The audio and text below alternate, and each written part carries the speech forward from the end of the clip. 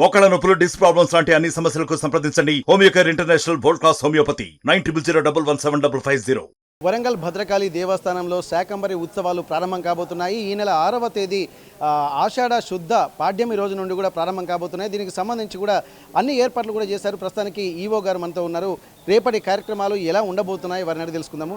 Madam, ఎంతో ప్రఖ్యాతిగాంచినటువంటి ఉత్తర తెలంగాణ శక్తిపీఠంగా ఉన్నటువంటి భద్రకాళి అమ్మవారి ఉత్సవాలు ఏది జరిగినా ఒక ప్రత్యేకత సంతరించుకుంటుంది. ఈసారి శాకంబరి ఉత్సవాలు కూడా అంగరంగ వైభవంగా జరగబోతున్నాయి. కొత్త కొత్త కార్యక్రమాలు కూడా రూపకల్పన చేస్తున్నారు. ఇలాంటి కార్యక్రమాలు రూపకల్పన చేయబోతున్నారు ఈసారి ఉత్సవాలకు సంబంధించి. ఓరుగల్లు నగరంలో గల భద్రకాళి అమ్మవారి దేవాలయము ఒక పవర్ఫుల్ క్షేత్రం, ఒక అద్భుతమైన శక్తి క్షేత్రం.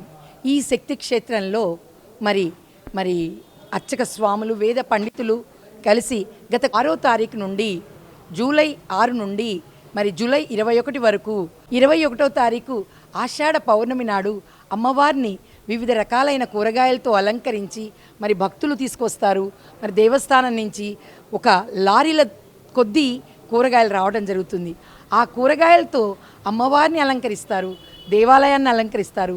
మరి అదే ప్రసాదంగా మరి భక్తులకు కూడా పంచిపెట్టడం జరుగుతుంది. కనుక ఈ యొక్క విశిష్టమైన కొరకు అన్నప్రసాదం ఏర్పాటు చేయడం జరిగింది.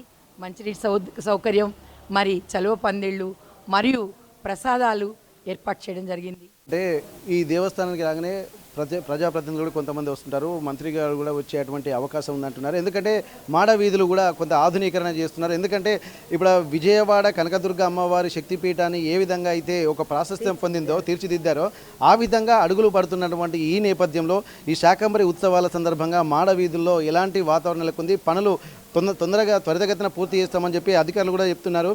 ఇప్పుడు పనులు ఎంతవరకు వచ్చాయి? ఈ శాకంబరి ఉత్సవాలకు సంబంధించి కూడా వాటిని ఉపయోగించేటువంటి అవకాశం ఉంటుందా? రెడీ అయ్యి భద్రకాళి అమ్మవారి ఉత్సవాల్లో భాగంగా మరియు భద్రకాళి అమ్మవారి చుట్టూ గిరి ప్రదక్షిణ చేసే విధంగా మాడ వీధులను ఏర్పాటు చేయడం జరుగుతోంది. మరి శ్రీయుత సీఎం గారు యొక్క ఆధ్వర్యంలో మరి ఎమ్మెల్యే గారు, మన ఎండోమెంట్ మినిస్టర్ గారు, వీరందరి సహకారంతో మరి శ్రీనివాస్ రెడ్డి గారు, మరి డిప్యూటీ సీఎం గారు, మరి వీరందరి సహకారంతో మన యొక్క భద్రకాళి దేవస్థానానికి మాడ వీధుల నిర్మాణం ఆల్రెడీ కూడా వాళ్ళు 10 crores తోటి మరియు 20 crores సీఎం గారి ఎస్డిఎఫ్ ఫండ్స్ నుంచి ఏర్పాటు చేయడం జరిగింది. మరి దానికి తగ్గట్టుగా అందరూ కూడా మరి వర్క్స్ జరుగుతున్నాయి. టెండర్స్ కంప్లీట్ అయినాయి.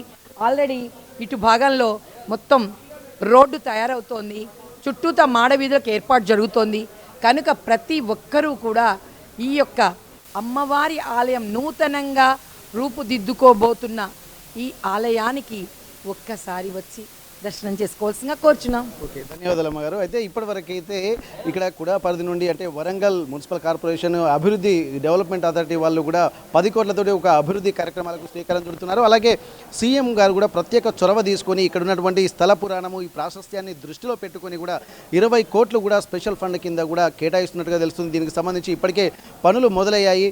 ఇక్కడ ఓవరాల్గా చూసినట్టయితే భద్రకాళి బండ్కు సంబంధించి కూడా వివిధ కార్యక్రమాలు త్వరలో అందుబాటులో ఉండేటువంటి అవకాశం ఉంటుంది. కానీ ఈ 9 రోజుల కార్యక్రమాలకి ఎలా ఉంటుందో ప్రస్తుతానికి మనం చాలా విషయాలు ఇంకా తెలుసుకునేటువంటి ప్రయత్నం చేద్దాం. మరిన్ని వీడియోస్ కోసం ఛానల్ ని సబ్స్క్రైబ్ చేయండి. లేటెస్ట్ అప్డేట్స్ కోసం వాట్సాప్ ఛానల్ ని ఫాలో చేయండి.